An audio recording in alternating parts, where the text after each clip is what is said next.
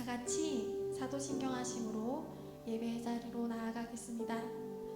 전능하사 천지를 만드신 하나님 아버지를 내가 믿사오며 그 외아들 우리 주 예수 그리스도를 믿사오니 이는 성령으로 잉태하사 동정녀 마리아에게 나시고 본디오 빌라도에게 고난을 받으사 십자가에 못 박혀 죽으시고 장사한 지 사흘 만에 죽은 자 가운데서 다시 살아나시며 하늘에 오르사 전능하신 하나님 우편에 앉아 계시다가 저희로서 산 자와 죽은 자를 심판하러 오시리라. 성령을 믿사오며 거룩한 공예와 성도가 서로 교통하는 것과 죄를 사하여 주시는 것과 몸이 다시 사는 것과 영원히 사는 것을 믿사옵나이다. 아멘. 네, 예배에 나오신 여러분들을 환영하고 축복합니다. 이 시간 그리 아니하실지라도 찬양하시겠습니다.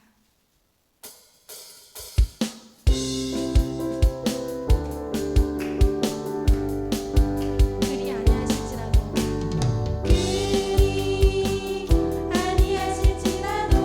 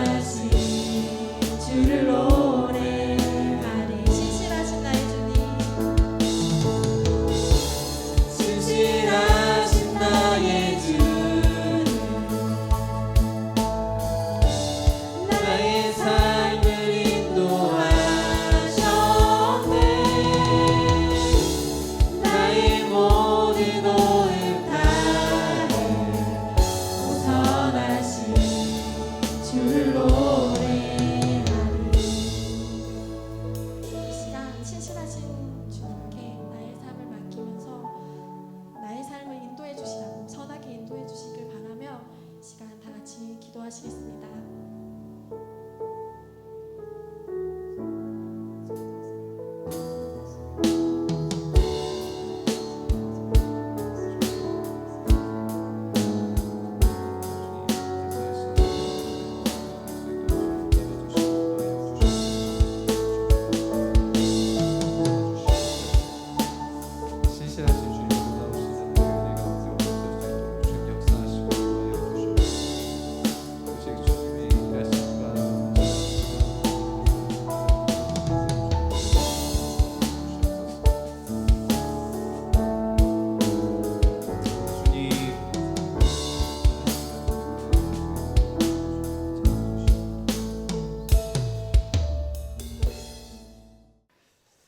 지난 23일에 일본 고시엔 야구장에 한국어로 된 노래가 울려 퍼졌습니다.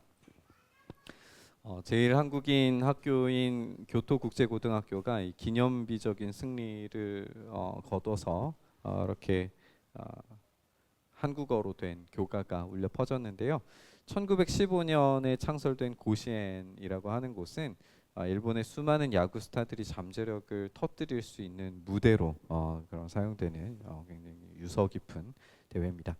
전국에 네로라고 하는 고교 야구부 3,700여 개가 서로 토너먼트를 해서 예선을 치르고 올라와야 되기 때문에 본선만 밟아도 꿈의 무대에 밟았다라고 할 정도로 고등학교 학생들이 이런 꿈을 갖는 그런 무대입니다.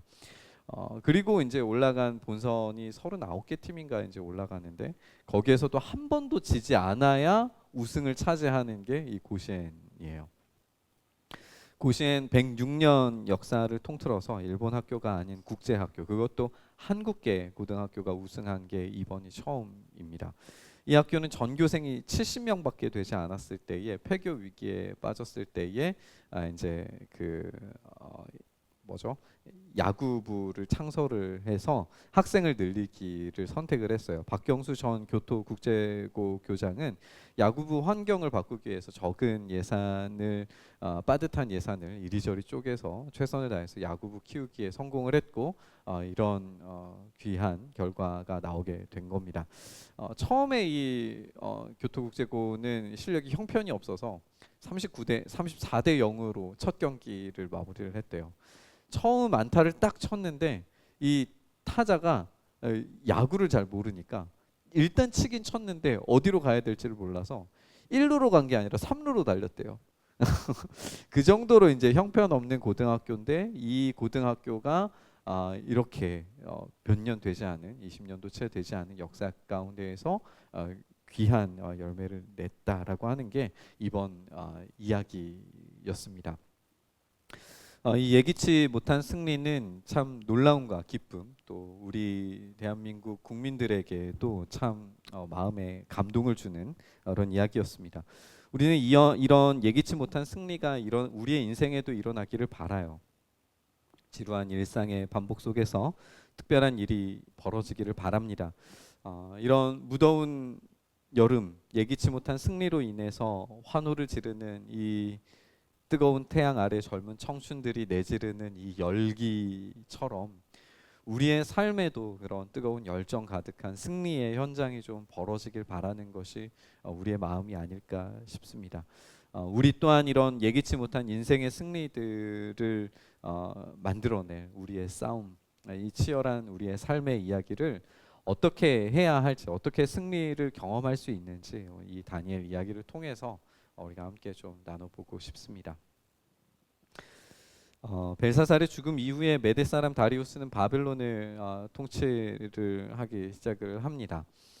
여러분들이 성경을 읽으면서 좀 연대를 딱딱 맞춰서 읽는 게 얼마나 힘든지 이제 제가 여러 번 설명을 해드리지만 다리우스 왕이 지금 메데 페르시아 왕으로 등장하는데 갑자기 뭐 벨사살 왕의 뭐 바벨론 왕국을 차지했고 막 이게 좀 역사적으로 좀 이게 앞뒤가 안 맞는 것처럼 보여지기도 해요. 그리고 오늘 이제 6장 말씀 여러분들이 읽어보시면 이제 맨 뒷부분에 보면 이 메데 페르시아의 이 다리우스 왕부터 페르시아의 고레스 왕까지 다니엘이 잘 살았다 이렇게 돼 있어가지고 이 다리우스 왕과 이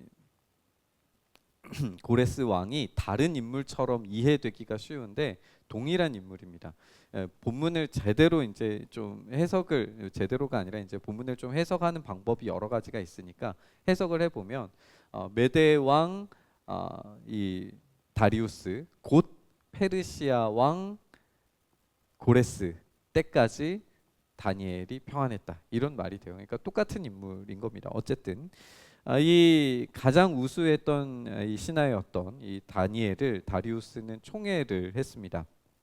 그 탁월함이 다른 신하들로 하여금 질투를 사게 만들었어요. 이게 함정이었죠. 다니엘을 걸고 넘어질 것은 신앙밖에 없다라고 생각을 해서 매일 기도하는 그의 신앙을 걸고 넘어지기로 합니다. 신하들은 법령을 만들어서 이제 우리가 잘 아는 것처럼 30일 동안 아무 신에게도 예배하지 말아라라고 이야기했는데 이 다니엘은 계속 기도했다 뭐 이런 이야기이죠. 근데 좀 궁금함이 생겼어요. 현실적인 궁금함인데 가장 탁월한 신하의 가장 총애하는 신하의 신앙생활을 다리우스 왕은 알았을까요? 몰랐을까요? 어떻게 생각하시나요? 그리고 가장 탁월한 신하인 이 다니엘은 다리우스가 이런 말도 안 되는 법을 만들 동안 가장 이 최고위 권력을 가지고 있는 사람 아닙니까? 그리고 70세가 되어서 이제 정치하면은 이제 뭐 안 봐도 뻔한 비디오인 이 정치권을 어떻게 주물러야 하는지를 뻔히 알았던 다니엘이 그 왕의 도장이 찍힐 때까지 뭐 했을까요? 정치력을 동원하려면 얼마든지 할 수 있었을 텐데 왜 하지 않았을까요? 아까도 말씀드린 것처럼 지금 이제 정치가 급변하는 시기예요. 그리고 본문을 잘 읽어보면 벨사살 왕이 죽고 난 다음에 이제 이 다리우스 왕이 된 이 첫 번째 해로 읽혀지거든요. 이게 의미하는 바가 있어요. 지금 다리우스는 정신이 하나도 없습니다. 이제 막 황제가 되고 제국 페르시아가 확장되어서 바벨로니아 제국이 끝나고 이제 페르시아 제국이 이제 막 일어나니까 이건 제 상상입니다. 제 상상에 수많은 문서 더미 속에서 도장 찍는 게 하루의 일이 되어버린 이 황제 앞에 이 신하들이 이 문건을 올려서 여기에 사인해 주세요라고 하는 것이 그냥 일 중에 하나로 여겼다면 충분히 그랬을 수 있을 것 같아요. 그러면 이제 다니엘은 적어도 이제 총리 셋 중에 하나고 이 총리를 통해서 왕한테 올라가니까 이 문건이 올라가지 못하도록 만들 수 있었잖아요. 그런데 그렇게 하지 않은 이유가 뭘까? 그걸 좀 생각을 해보니까 오늘 이제 본문의 뒤편에 나오는 다니엘 9장 이야기를 우리가 좀 생각해 보면 힌트를 한 가지 얻을 수가 있습니다.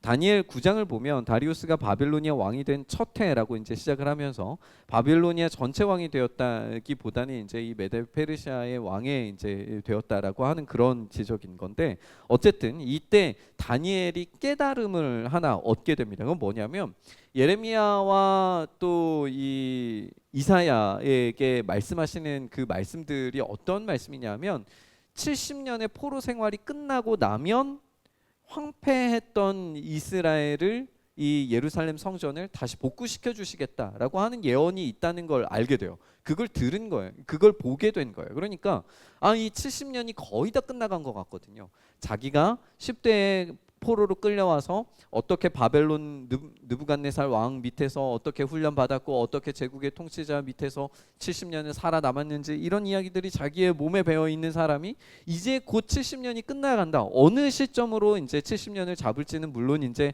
정확히 알지는 못하지만 이 70년이 곧 다가온다는 것을 알았어요. 그리고 그 70년이 다가온다는 사실 때문에 하나님 앞에 기도하기 시작을 합니다. 기도를 하는데 역대하에 등장하는 솔로몬의 기도를 가지고 기도를 해요. 성전을 향해서 기도하면 사랑과 인자가 풍성하신 하나님께서 되돌려 놓으실 거다라고 하는 기대를 가지고 그 약속을 붙들고 기도하기 시작합니다. 그러니까 가브리엘이 급히 아주 속히 와서 이 기도의 응답이 이루어졌다라고 하는 이야기를 들려줘요. 9장 23절 말씀 보면 이렇게 되어 있는데요. 내가 간구하자마자 곧 응답이 있었다. 그 응답을 이제 내가 너에게 알려주려고 왔다. 내가 크게 사랑을 받고 있기 때문이다. 그러므로 이 말씀을 잘 생각하고 그 환상의 뜻을 깨닫도록 해라. 여러분, 이 이야기를 여러분들이 딱 들었어요. 사랑하는 자야, 예언이 이루어졌다. 하나님께서 응답하신다. 곧 응답이 이루어질 거다라고 하는 이야기를 들으면 여러분들은 어떤 이야기를 기대하시겠습니까? 드디어 우리의 포로 생활이 끝났구나. 다시 예루살렘으로 돌아가겠구나. 성전이 다시 세워지겠구나 라고 하는 것을 기대하지 않겠어요? 정말 그렇게 이야기가 들려지는 것 같았어요. 그 뒤에 이어지는 24절 말씀 보면 하나님께서 너의 백성과 거룩한 도성에 이른 일의 기간을 정하셨는데 이 기간이 지나야 반역이 그치고 죄가 끝나고 속죄가 이루어지고 하나님의 영원한 의를 세우시고 환상에서 보이신 것과 예언의 말씀을 이루시고 가장 거룩한 곳에 기름을 부으며 거룩하게 구별하실 거다. 드디어 됐다. 이제 하나님의 역사하심이 이루어질 거다라고 하는 것이 기대감으로 막 차오르는 이 바로 뒷이야기가 뭐냐 하면 들어보세요.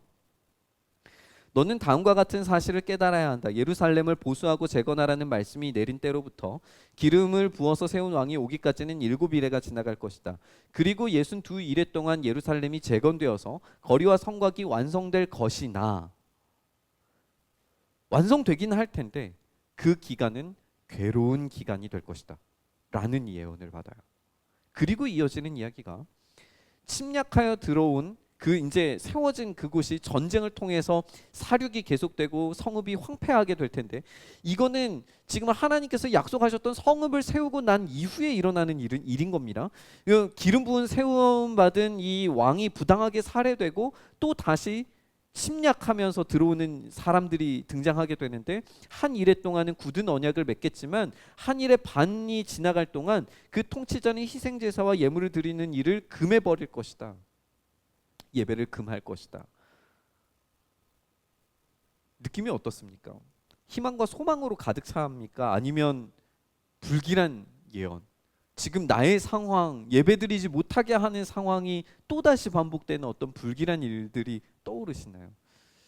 사실 우리가 하나님께 기도하는 기도가 그런 것 아니겠습니까? 우리가 생각하는 우리의 인생의 변화와 반전을 원하는 우리의 삶 가운데 하나님께서 기도의 응답이라고 한다면 우리의 문제를 해결하시고 우리의 삶을 바꾸시고 우리에게 새로운 일을 행하셔서 우리가 더 나은 삶을 살도록 하시는 것이 우리의 기대인 거잖아요. 그런데 우리가 기대하는 그런 기대와는 전혀 다른 거예요. 하나님께 사랑받는 자라고 그렇게 가브리엘이 칭호하는데 하나님께 사랑받는다면 성공과 부와 명예와 부귀 영화가 따라와야 되잖아요. 그런데 그런 일들이 벌어지기는커녕 하나님께서 사랑하시는 이 사람에게 재앙과 같은 일들이 다시금 일어날 거다라고 하는 이야기가 들리는 거예요. 두렵고 비참한 현실이 미래에도 변하지 않으리라라고 하는 그런 말씀에 다니엘은 아마 마음이 무너졌을 겁니다. 왕이 금령 문서에 도장을 찍고 하나님을 예배하지 못하게 만들고 그 일이 일어났다라는 사실을 다니엘은 알고 있습니다. 하나님은 그 일을 행하실 거예요. 제 아무리 발버둥 쳐봐야 그 일은 일어나고야 말리라는 것을 알고 있습니다. 정치력을 동원하고 권세와 힘을 써봐도 하나님의 일하심을 막을 수 없다는 걸 알고 있습니다. 앞을 보고 뒤를 봐도 좌우를 돌아봐도 사방이 꽉 막힌 것 같아요. 그러면 그때 우리는 이야기하잖아요. 사방이 다 막힌 것 같으면 하늘을 봐라. 하늘은 뚫려 있으니 그 하늘 가운데에서 하나님께서 일하실 것이다. 응답하실 거다. 라고 그렇게 이야기하잖아요. 그런데 오늘 다니엘은 사방이 막혀 있어요. 앞뒤를 돌아봐도 아무것도 보이지 않아요. 하늘을 쳐다봤더니 하나님께서 사랑하신다라고 말씀하시기는 하나 하나님께서 사랑하시는 그 일 가운데에서 또다시 폐허와 공허함을 만드시겠다라는 이야기를 들으니 얼마나 비참합니까? 아무리 소리 지르고 울부짖어도 변하지 않는 두려운 현실을 마주하고 있는 겁니다. 그럴 때 대체 무엇을 해야 될까요? 그럴 때 승리할 수 있을까요? 그럴 때 우리는 뭘 해야 승리를 경험할 수 있을까요? 다니엘의 반응은 이 답답하고 막을 수 없는 두려운 상황에 비해서 매우 단순했습니다. 10절 말씀을 보면 도장이 찍힌 것을 알고 집으로 돌아가서 다락방으로 올라갔다라고 그렇게 돼 있어요. 다락방은 예루살렘 쪽으로 창문이 나 있었고 늘 하듯이 하루 3번 하나님께 무릎을 꿇고 기도했다라고 그렇게 되어져 있어요. 두렵고 막막한 현실 가운데서 여러분들은 기도하십니까? 기도가 자연스럽게 터져 나오십니까? 제 경험에 힘들면 힘들수록 기도가 잘 안 나옵니다. 멍해집니다. 어떻게 하지? 이런 생각이 먼저 들지 기도가 먼저 나오지 않습니다. 기도하기 상당히 힘듭니다. 제가 한 공부 강의 영상을 하나 봤어요. 언어 영역 강사였는데 이 강사는 이 학생들에게 머리로 문제 풀지 말고 무조건 써서 독해를 해라 라고 하는 걸 강조하면서 하는 이야기였어요. 자기가 강남의 1등급만 나오는 학생들 특수 클래스를 담당해서 언어 영역을 가르치는데 그 애들 머리로만 풀어도 무조건 다 100점 맞는 애들인 거 뻔히 아는데 그래도 글 손으로 써서 문제 풀어라 라고 하는 걸 무조건 첫 시간부터 가르친다는 거예요. 그래서 왜 그러는지에 대해서 설명을 해주는데 어떤 학생이라도 아무리 1등급을 맞는 학생이라도 아무리 머리가 좋은 학생이라도 시험장 들어가면 긴장한다는 거예요. 긴장하면 머리가 굳어지고 머리가 굳어지면 실수하기가 쉬우니까 그러니까 차라리 몸으로 풀어라는 거예요. 몸으로. 독해 주어가 뭐고 서술어가 뭐고 목적어가 뭐고 여기에서 내용하는 주요 내용들이 뭐고 1, 2, 3, 4 딱딱딱딱 써서 정리하지 않으면 결코 문제 풀 수 없다라고 인식을 하고 무조건 들어가서 몸으로 하라는 거예요. 여러분 몸으로 배운 것은 잊어버리지 않아요. 머리로 하는 것은 긴장하고 상황이 바뀌면 잊어버리기가 쉬운데 몸으로 배운 것은 잊어버리지 않습니다. 제 아내가 이번 주에 학교에서 그 CPR 하는 것을 배우러 갔어요. CPR 하러 배우러 갔는데 CPR 하는 게 상당히 어렵거든요. 여러분 심폐소생하는 거 정말 힘이 상당히 많이 필요합니다.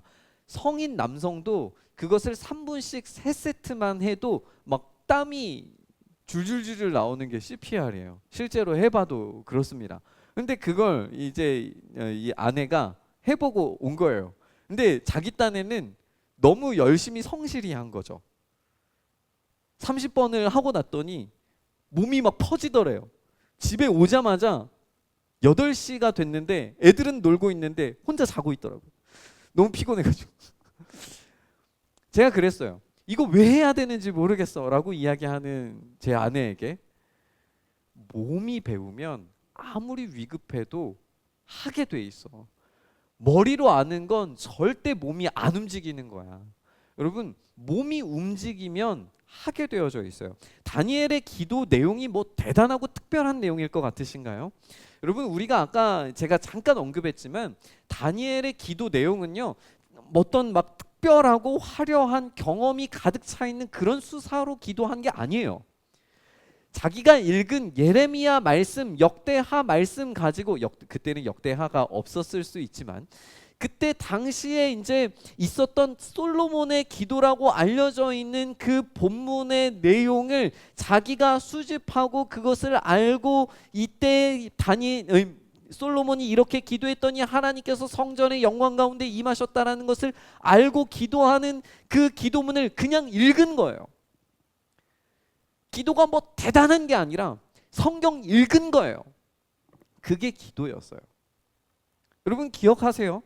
우리가 지금 매일마다 성경 읽기를 훈련하고 매일마다 성경을 가지고 여러분이 기도하셔야 된다라고 매일마다 매 아침마다 여러분들은 알람을 꺼 놓으셨겠지만 매일 교회 단톡에 6시 반 어간이 되면 여러분들에게 올려드리는 그 성경 문자를 올리고 난 다음에 제가 기도하는 그 시간이 저는 요즘에 너무나 행복해요.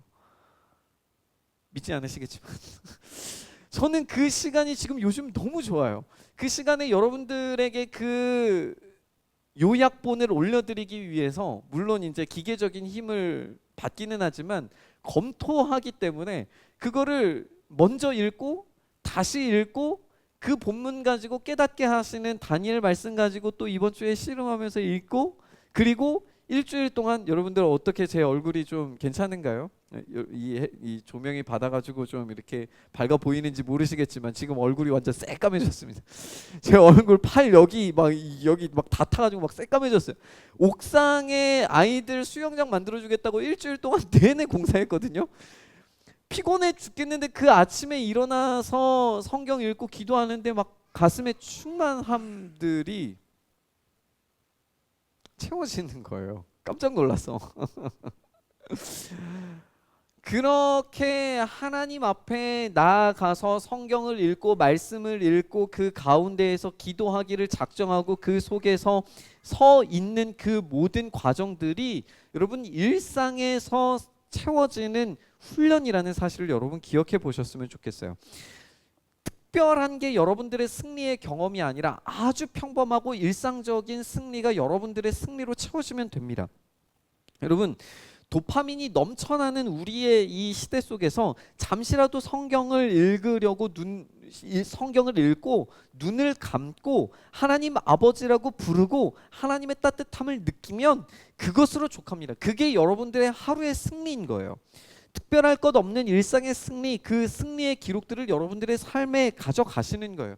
제가 지난주에 승리의 이 영광의 수집가가 되어서 승리의 문장들을 여러분들의 인생에 수집해보라고 말씀을 드렸는데 별거 아닌 거예요. 성경 한 구절 읽고 그 구절이 여러분들의 인생에 마음에 남으면 그것으로 족한 겁니다. 결국에 몸에 새겨진 기도, 일상의 기도가 승리의 가장 기초적인 비결인 거예요. 근데 다니엘의 기도가 그럼에도 불구하고 이해되지 않는 것은 뭐냐면 다니엘이 감사했다라는 거예요. 다니엘의 상황 여러분들에게 다시 한번 말씀드리지만 다니엘이 지금 감사할 수 있는 상황입니까? 지금 자기는 이 사자굴에 빠지기 일보 직전이잖아요. 그리고 하나님께서 예언하신 것도 그다지 긍정적이지 않잖아요. 그런데 본문은 하나님께 무릎을 꿇고 기도하며 감사했다라고 되어져 있어요. 도대체 뭘 감사했을까요? 우리가 이 본문 말씀 보면서 이 감사할 이유가 잘 떠오르지 않는다면 우리는 데살로니가 전서 말씀을 좀 떠올려 봐야 될 것 같아요. 항상 기뻐하라, 쉬지 말고 기도하라, 범사에 감사하라. 범사에 감사하라라고 할 때의 이 범사는 결코 좋은 상황에서만 감사하라는 말이 아니에요. 어떤 상황에서도 감사하라는 말입니다. 그런데 이 데살로니가 교회 교인들의 상황도 살펴보면은 지금 박해 가운데 있는 사람들이거든요. 굉장히 어려운 상황이고 점점 더 박해가 심해지고 있는 상황이에요. 그런데 이런 데살로니가 교회 사람들에게 지금 사도 바울이 범사에 감사하라라고 명령하고 있는 거예요. 우리는 감사를 생각할 때에 어떤 일어난 일에 대해서 감사해야 된다라고 생각하기가 쉬운 것 같아요. 그렇죠? 뭐가 일어나면 그 일에 대해서 감사하는 거죠. 그렇게 생각하잖아요. 근데 생각해 보면 바울의 명령에 따르면 감사의 이유는 과거에 벌어진 일에서 감사를 찾는 게 아니에요. 앞으로 벌어질 일에 대해서 감사하는 거예요. 벌어진 일은 관심의 영역이 아닙니다. 하나님께서 앞으로 우리의 인생에 우리의 교회 가운데 이 세계 역사 우주의 역사 가운데 어떤 일을 할 것인가에 대한 그 비전과 확실한 선명한 그 기대감이 그 소망이 그 꿈이 그 하나님의 일하심이 그 사랑하심이 우리의 감사의 이유가 되어야 된다라는 거예요. 벌어진 일은 우리의 감사의 기도의 제목이 아닙니다. 하나님께서 우리에게 행하실 일에 대해서 우리는 감사해야 되는 거예요. 다니엘은 하나님이 하실 일에 대해서 신뢰합니다.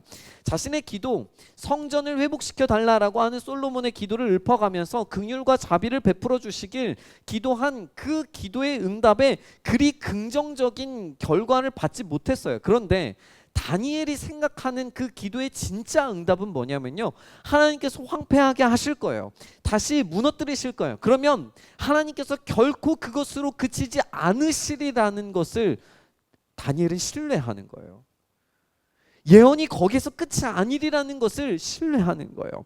다니엘은 70년을 묵상했다라고 말씀드렸잖아요. 70년이 인생의 길이를 보통 70년으로 이해를 했어요. 구약 사람들은.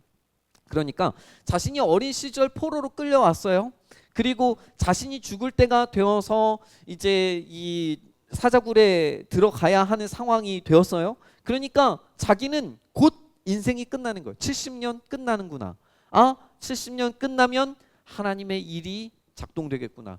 하나님께서 그동안 멈춰 계셨던 70년 동안 말씀하지 않으셨던 70년 동안 일하지 않으시는 것 같았던 그 일들을 다시 시작하시겠구나. 그게 황폐한 일로 바뀌게 될지라도 그 이후에 하나님이 무슨 다른 계획을 통하여서 하나님의 놀라우신 일들을 행하시겠지. 이 계산이 서니까 이 다니엘은 두렵지만 비참하지만 비극적인 인생의 종말을 맞이할 것 같지만 감사하는 거예요. 앞의 일을 통해서. 그래서 감사는 자기의 삶에 벌어진 일들에 대해서 저항이 되는 겁니다. 만약에 감사가 되지 않으면, 앞에 하나님께서 하실 일들이 기대되지 않으면, 감사가 되지 않으면 뭐하러 기도합니까?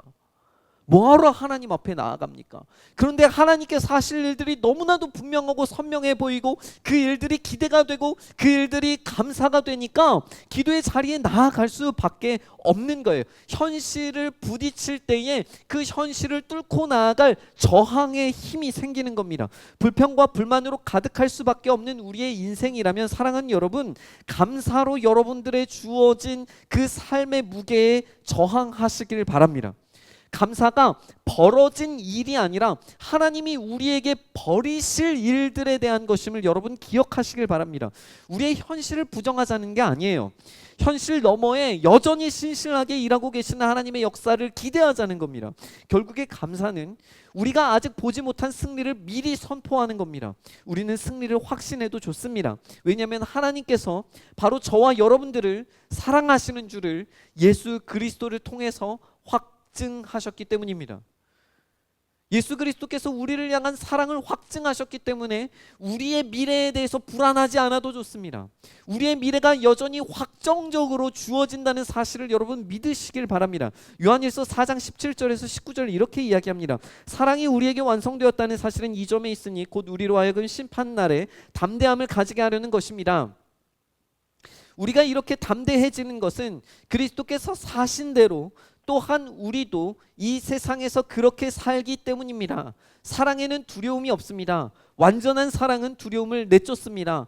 두려움은 징벌과 관련이 있습니다. 두려워하는 사람은 아직 사랑을 완성하지 못하는 사람입니다. 우리가 사랑하는 것은 하나님이 우리를 먼저 사랑하셨기 때문입니다. 우리가 담대하게 승리할 수 있고 우리가 담대하게 감사를 소유할 수 있는 것은 하나님의 사랑 때문입니다. 사랑은 두려움을 내쫓고 담대하게 만든다라고 그렇게 이야기하고 있습니다. 사랑하는 여러분, 하나님의 사랑을 확신하신다면 여러분 담대하셔도 좋습니다. 담대하신다면, 그 소망 중에 거하신다면 여러분 감사하셔야 됩니다. 감사로 여러분들의 현실을 이겨 나가시기를 주님의 이름으로 축원합니다. 무릎을 꿇고 팔을 하늘로 뻗치고 눈을 감은 채 나직히 이 기도문을 읊조리는 늙은 노인의 저항은 그러나 현실에서는 무력해 보였습니다. 곧바로 다니엘은 고발당했고 법령에 의해서 사자굴 속에 던져집니다. 우리가 살펴보고 온 것처럼 다니엘은 저항할 마음이 없었어요. 다만 자신의 죽음과 약속된 70년이 연결되어져 있는 거라면 부디 자신의 죽음을 통해서 하나님의 일들이 속히 이루어지기를 기대하는 마음으로 기도의 자리에 엎드렸습니다. 하나님의 사랑 안에서 담대함을 가지고 감사하면서 그 자리에 엎드립니다. 이야기는 우리가 잘 아는 것처럼 다니엘이 사자굴 속에 들어가는 것으로 이어져요. 왕이 동이틀 무렵에 사자굴로 달려가서 다니엘의 죽음을 애통하면서 묻습니다. 그대가 늘 섬기는 하나님이 그대를 사자들로부터 구해주셨소. 근데 이 질문은 자세히 살펴보면 그 질문은 진짜 살아 계시는 하나님이 사자들 속에서 당신을 구해 주셨습니까? 질문하는 게 아니에요. 왕은 기대가 없어요. 기대감이 없습니다. 살아 있음을 예상한 말이 아니에요. 하나님이라도 사자들로부터 당신을 구해낼 수 없다라고 하는 자조 섞인 말입니다. 살아 있을 것을 기대하지 않습니다. 그런데 다니엘은 살아 있었어요. 왕은 다니엘을 모함한 자들을 사자굴 속에 던져 넣어버립니다. 그리고 왕은 하나님을 공경하고 두려워하라고 모든 백성에게 선포합니다. 오늘 우리가 읽은 다니엘과 사자굴 이야기는 아주 선명하게 하나의 이야기를 가리키고 있는데, 예수님께서 시간을 따라서 아무리 바쁜 와중에서도 기도하셨다는 사실을 여러분 기억해 보시길 바랍니다. 예수님께 기도는 일상이었어요. 일상을 기도로 채우셨습니다. 예수님은 마지막 겟세마네 기도 시간에 근심하시고 괴로워하십니다. 마태복음 26장 38절에 내 마음이 괴로워 죽을 지경이다 라고 말씀하셨어요. 그런데 예수님께서 하나님을 아버지라고 부르시면서 그 서로 사랑하시는 관계를 떠올리십니다. 그리고 자신에게 주어진 이 잔을 될 수만 있으면 지나가게 해달라고 하시면서도 아버지의 뜻대로 되게 해달라고 부탁하십니다. 아버지의 뜻대로 되게 해달라고 부탁하신 것은 이 부정적인 미래가 예상되는 십자가를 알고 계심에도 불구하고 그것을 이길 수 있는 힘이 하나님 아버지와의 관계, 그 사랑에서 전제된다는 걸 알고 계셨기 때문에 그래요. 그 사랑이 전제된 아버지의 뜻이 이루어지게 해달라고 하는 기도는 벌어질 일에 대한 순종과 복종이기 때문에, 벌어질 일, 십자가에 대한 일에 대한 순종과 복종이기 때문에 아버지의 뜻대로 하십시오라고 하는 것은 감사 기도라고 할 만합니다. 다니엘이 아침, 점심, 저녁으로 3번 기도했던 것처럼 예수님도 이 동산에서 3번 기도하셨습니다. 불의한 재판장에서 질투하는 고관들에 의해서 고발당한 다니엘처럼 예수님도 그렇게 고발당하십니다. 죽음의 동굴에 던져졌듯이 예수님은 죽음 그 자체에 던져지셨습니다. 아침이 되자 다리오가 찾아와서 죽은 다니엘을 슬퍼하듯이 주간의 첫날 부활의 아침 여자들이 찾아와서 죽은 예수님을 슬퍼하려고 했습니다. 그녀들도 전혀 기대하지 않았어요. 그런데 다니엘과 예수님 둘은 모두 살아 있었습니다. 이것이 이 이야기가 우리에게 주는 위로와 소망입니다. 사자굴과 죽음은 마침표가 아닙니다. 마침표처럼 느껴지지만 마침표가 아닙니다. 그것은 새로운 시작을 알리는 결승선과 같습니다. 선수는 결승선을 통과하고 모든 것이 끝난 게 아닙니다. 다시 일상으로, 다시 훈련으로, 다시 영광을 향하여서 나아가야 합니다. 예수님의 영광스러운 부활은 우리를 향하여서 나아오십니다. 저 영원한 천국을 준비하고 계시고 그 영원한 천국을 준비하심 가운데에서 우리 가운데 나아오시려고 합니다. 우리는 이곳에서 두려운 현실에서 영광의 부활을 주실 주님을 기대해야 됩니다. 그것이 우리의 기도라고 하는 훈련, 그리고 감사라고 하는 저항, 부활이라고 하는 승리로 우리의 영원한 인생 가운데 경험될 줄 믿습니다. 앞서 말한 것처럼 이 고시엔 구장에 한국어로 된 승리의 축가가 울려 퍼졌습니다. 동해 바다 건너서 야마도 땅은 거룩한 우리 조상 옛적 꿈자리라고 가사가 이제 시작이 됩니다. 여기 동해라고 하는 말에 우리나라 사람들은 뭉클함을 느꼈지만 일본 사람들은 분노를 일으켰어요. 그 속 이야기를 좀 찾아보니까 그 학교 학생의 전교생은 160명밖에 되지 않는답니다.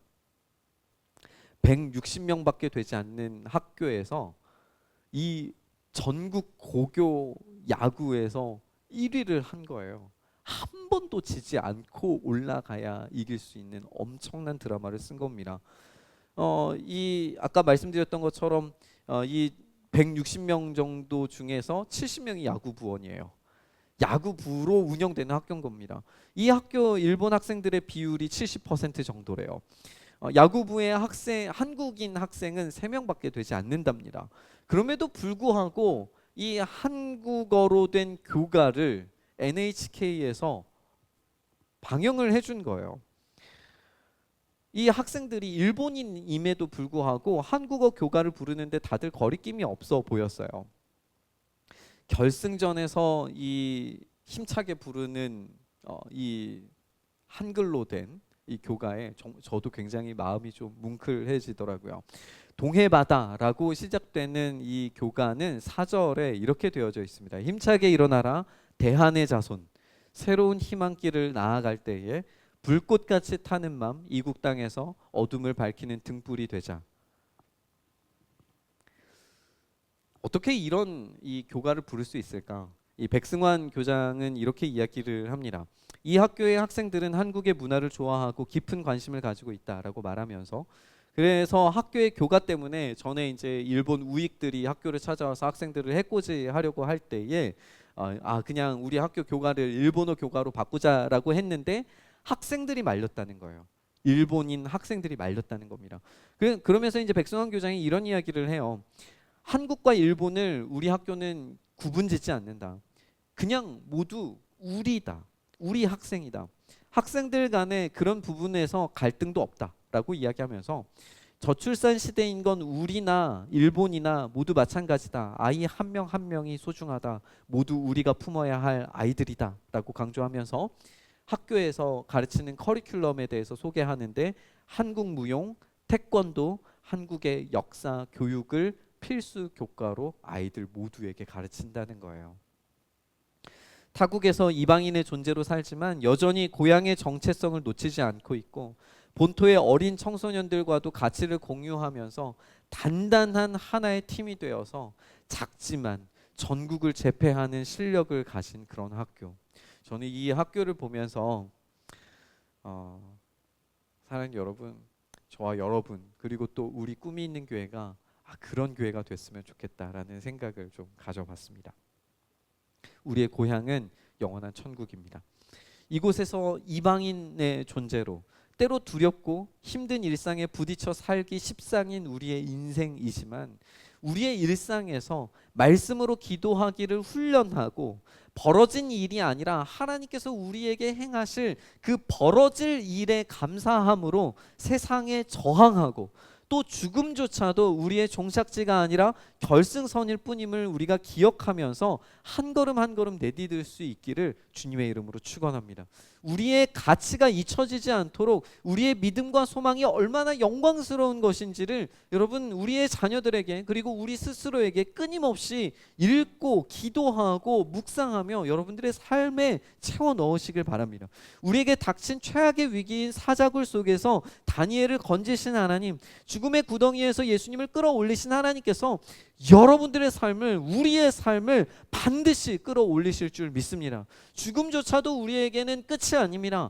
죽음조차도 우리를 하나님의 사랑에서 끊을 수 없다라고 로마서는 우리에게 단언합니다. 고시엔의 우승은 예기치 못한 승리지만 우리의 승리는 아무것도 끊을 수 없는 하나님의 사랑 안에 이루어질 확정적 승리인 줄 믿습니다. 그러므로 사랑하는 여러분, 두려움을 이기게 만드는 그 사랑 위에 여러분들의 일상을 두시길 바랍니다. 하나님을 사랑하는 그 사랑으로 기도하고 이웃을 사랑하는 사랑으로 기도하십시오. 여러분들의 이 땅의 삶에 벌어진 일들에 대한 평가들은 잠시 내려놓고 여러분들의 영원한 삶에 벌어질 일들에 대해서 기대하며 소망하며 감사하시길 바랍니다.